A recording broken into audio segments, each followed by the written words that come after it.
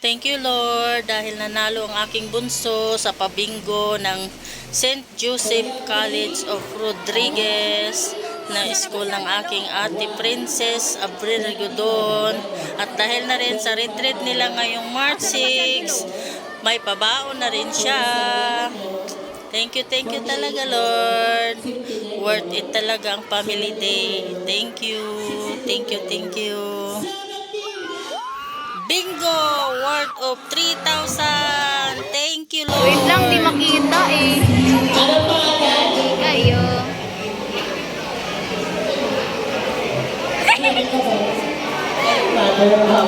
Congratulations po! Ayan!